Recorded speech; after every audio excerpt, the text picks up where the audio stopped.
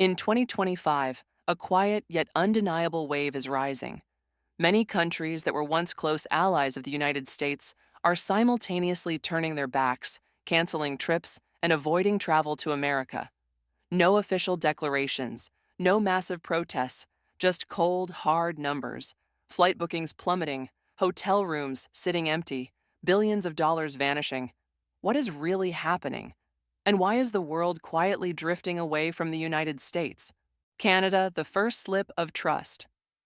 No need for loud protests or fiery editorials. The world's first quiet retreat from the United States in 2025 came from the most peaceful place, Canada, a neighboring country, a longtime friend, and once one of the largest sources of tourism to the US. But when a rift appears, it doesn't need to shout. It only needs numbers.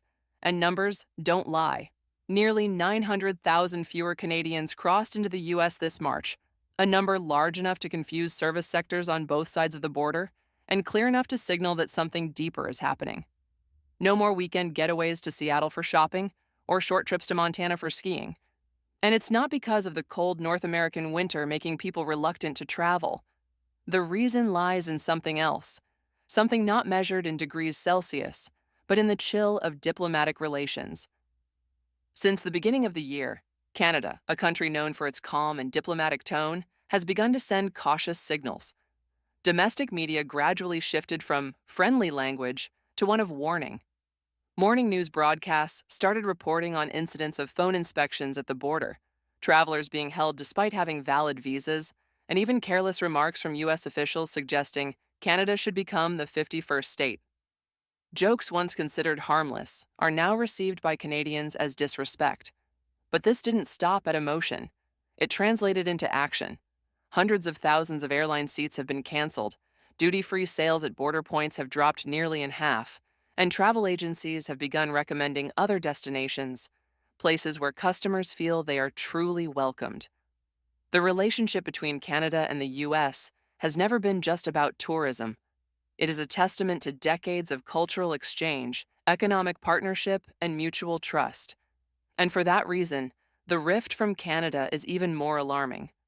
Because when your closest friend feels hurt and begins to withdraw, it is no longer a warning sign. It is a wake-up call. For border towns that rely on the northern stream of visitors, each car that doesn't arrive is a missed meal, an unpaid bill, a small dream put on hold. And for the U.S. government, every dollar lost from Canada isn't just a lost revenue line. It's a loss of standing in the hearts of people around the world. When Canada quietly turns its back, America isn't just losing tourists. It's losing a mirror that once reflected the best of its own image. And that is the greatest loss of all. France, when admiration turns to doubt. If Canada's chill was the first wake-up call, then France's changing gaze is the second bell, deeper, sharper, and full of emotion. France is not a country that travels to the U.S. because of geographic convenience or close economic ties like Canada. They come out of admiration, a refined, long-standing admiration born from a love for American culture, from Hollywood cinema to cross-country highways, from the dream of freedom to the image of cities that never sleep. Yet in 2025, that dream has started to blur. Not because of airfare or currency fluctuations, but because the feeling of being welcome no longer feels the same. A story that spread across French media this past March stirred public opinion. A well-known French scientist, invited to speak at an international conference in Texas, was suddenly denied entry. The official reason? Sensitive data. But French academia and press proposed another theory. He had previously criticized the U.S. government on social media. In a society that holds freedom of speech as sacred, such a thing is unacceptable. The incident quickly escalated beyond administrative procedures and became the focal point of a national debate.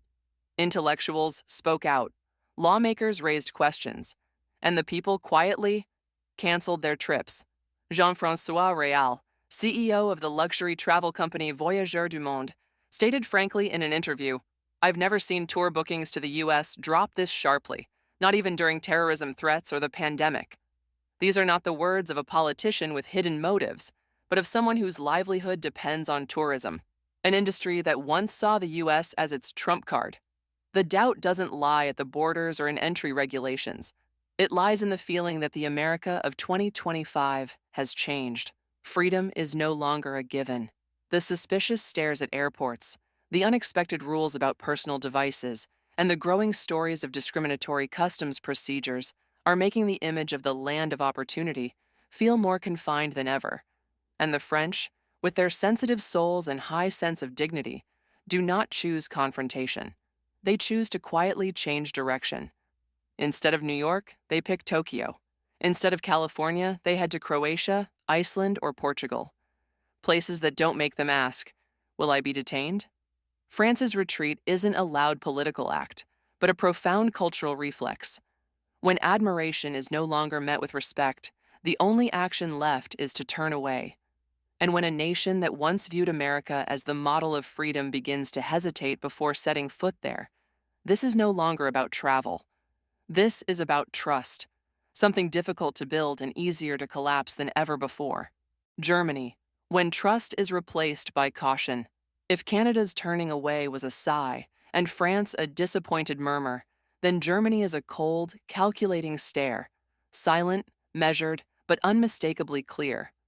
For Germans, everything is weighed carefully: investments, partnerships, travel destinations.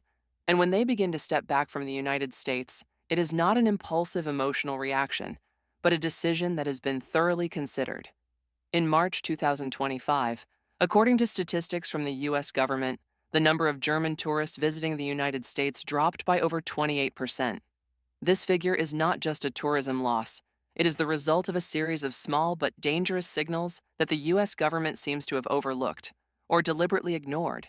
Germans once saw America as a symbol of cooperation, a place where Western values converge: democracy, freedom, innovation, and respect for the law. But in recent years, especially under policies that reimpose trade tariffs and increase border scrutiny, that sense of trust has been worn down day by day. Major media outlets in Berlin have begun asking the question, are Germans still truly welcome in the U.S., or are they merely tolerated under a polite veneer? Articles have reported cases of German citizens with valid visas being held at U.S. airports for hours without clear explanations.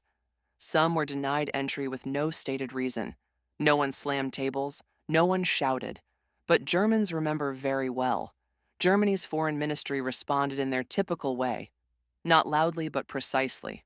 A travel advisory was issued, warning citizens of the possibility of being questioned, searched, or even denied entry, despite having proper documentation.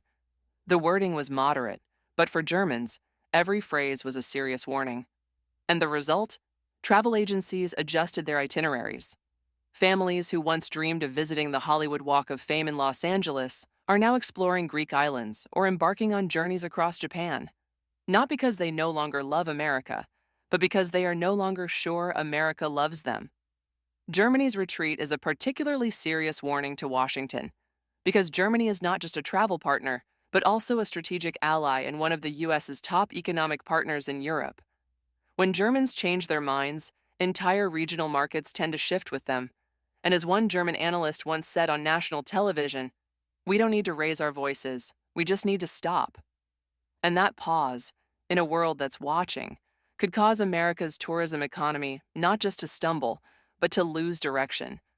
Because when the most trusted friend walks away without a word, it means they no longer feel the need to explain. United Kingdom, when this special relationship becomes a cold calculation. If Germany's caution is a product of logic, then the UK's withdrawal carries the weight of long-held disappointment. For nearly a century, the special relationship between the United States and the United Kingdom has been praised as a rare model of bilateral diplomacy, where two nations share history, culture, language, and the core values of the Western world. But in 2025, the British are asking a question they never thought they'd have to ask. Is America still a place worth visiting? No political declarations, no boycott campaigns. The British retreat began with a story that seemed personal but resonated with millions. A young British tourist was held at a U.S. airport for 19 days due to a minor visa discrepancy. When deported, she wasn't treated as a friendly citizen or potential traveler, but as a criminal, handcuffed, shackled, and monitored every step of the way. That story didn't just spread across newspapers, it echoed through the halls of Parliament, where MPs asked whether their citizens were still respected when stepping onto U.S. soil. And on travel forums that once buzzed with excitement about discovering America, there are now warnings. Don't be careless with your visa. Be ready to have your phone checked. Have a plan B in case you're denied entry. The consequences are clear. Airlines like Virgin Atlantic have cut back on transatlantic flights. Travel agencies are redirecting clients to Australia, South Africa, or destinations within the EU. It's no longer about cost or convenience. It's about a feeling of being wounded. The British are no strangers to America. They grew up with American films, music, and food. But that familiarity only makes the fracture in the relationship more profound. When a place once as familiar as family starts treating you with suspicion and coldness, it's no longer just about traveling. It's about dignity. And when dignity is placed on the scales, the British don't need to shout. They simply stop coming. The UK's quiet retreat is a particularly significant signal, not only because of its cultural and diplomatic stature, but because it reflects the shared sentiment of the entire Western world. When Britain, America's longtime confidant, begins to step back, the question is no longer what is happening, but rather, how long until other countries follow? Australia, when loyalty also needs a limit. Across the vast Pacific Ocean, Australia once saw the United States as a big friend, strong, reliable, and always welcoming. From academic exchange programs, bilateral investments, to long family vacations in California or Hawaii, America was once the dream destination of millions of Australians, far enough to spark excitement, familiar enough to feel safe. But in 2025, something has changed. Not suddenly, not chaotically, but gradually, quietly, like ocean waves receding from the shore, leaving behind silent gaps. According to data from the U.S. International Trade Administration, the number of Australian visitors to the U.S. in March dropped by 7%, the steepest decline since the pandemic era. Though this number may not shock at first glance, for a small market like Australia, it signals a systemic fatigue. The important point is not that Australians no longer love America, but that they're no longer sure they are loved in return. Many Australian travelers have reported invasive checks of their electronic devices at the border, even with valid visas. Others were detained or denied entry without explanation. Suspicion suddenly became the default. And while Australians are famously friendly, they are also very clear. A place that doesn't make you feel welcome doesn't make the list. The Australian government didn't make a fuss. Instead, they quietly updated the Smart Traveller advisory system, emphasizing that having a visa does not guarantee entry and urging citizens to understand the risks before departing. In a country that values individual freedom and privacy, this message spread quickly. At travel agencies in Sydney and Melbourne, posters advertising New York or San Francisco are being replaced by images of Canada's mountains, the Mediterranean's beaches, or Kyoto's ancient streets. Flight Centre, one of the largest travel brands in the region, openly declared it expects a $100 million loss due to canceled U.S. tours. The discomfort is no longer a few isolated incidents. It has become a collective current. It's not that we've turned our backs on America. We're just tired of having to prove we're innocent in a place that used to be our ally. That was the comment of one Australian woman who had visited the U.S. 6 times in 10 years, now announcing an indefinite goodbye. For America, Australia's quiet withdrawal is not just a loss of a few million tourists or a few billion dollars. It is the loss of a symbol, a devoted friend, traveling halfway around the world just to believe and stand beside you, now pausing, turning away, and choosing a different path. And when a friend from that far away no longer feels safe, who else will feel close enough to come? Spain, when the American dream begins to falter. For a long time, America in the eyes of the Spanish was a land full of promise, where dreams of freedom, prosperity, and vibrancy were laid out like a boundless canvas. Families with young children dreamed of once taking them to Disney World in Florida. Newlyweds saved all year to watch the sunrise at the Grand Canyon. University students carried hopes of a summer in New York. immersing themselves in the sleepless rhythm and searching for inspiration along its endless streets. But in 2025, that dream is starting to fade, not because America has suddenly lost its beauty, but because a creeping sense of insecurity is eroding trust. According to the latest data from the U.S. International Trade Administration, the number of Spanish visitors to the U.S. dropped by 24.5% in March alone, nearly 20,000 fewer compared to the same time last year.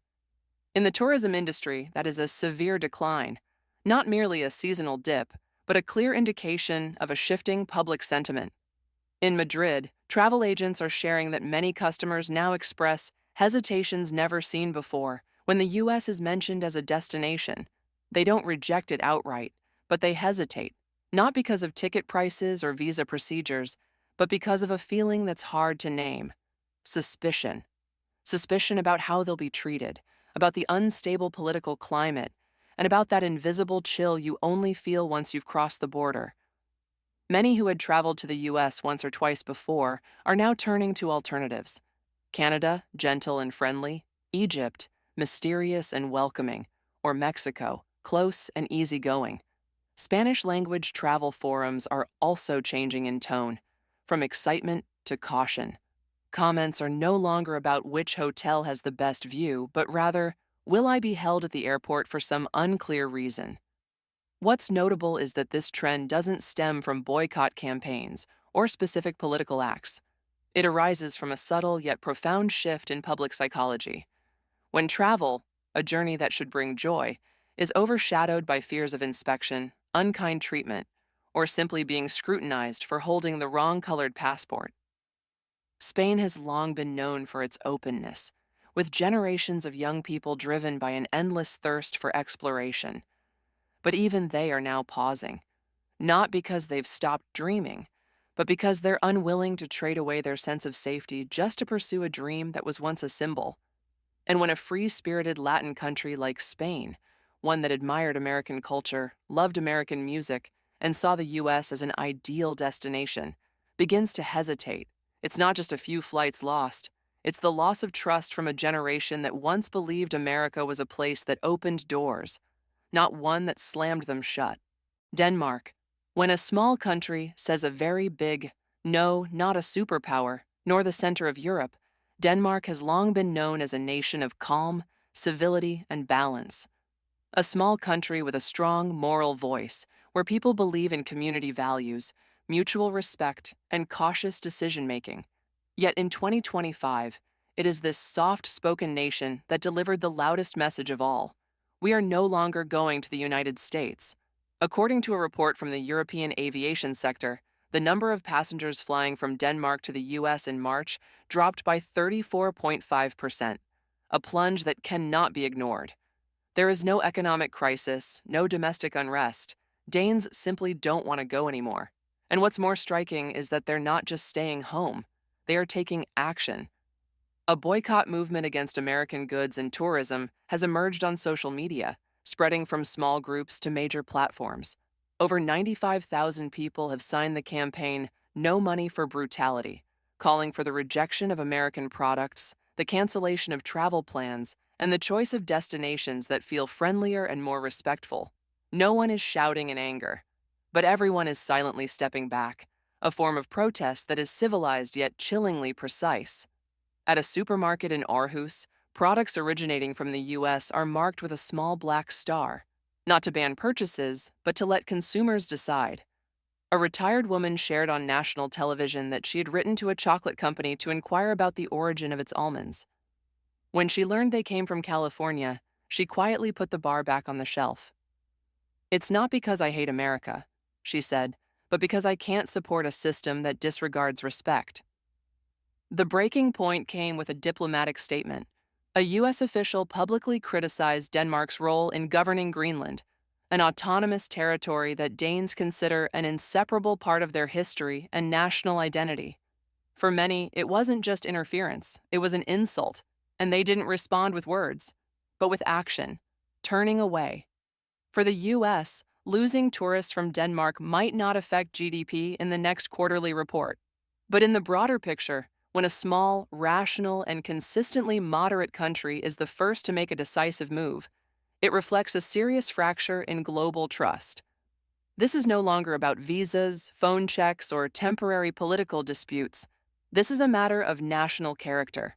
And when even a people who believe in kindness no longer feel safe enough to visit, perhaps it is time for the United States to face its biggest question yet. How much have we changed in the eyes of the world?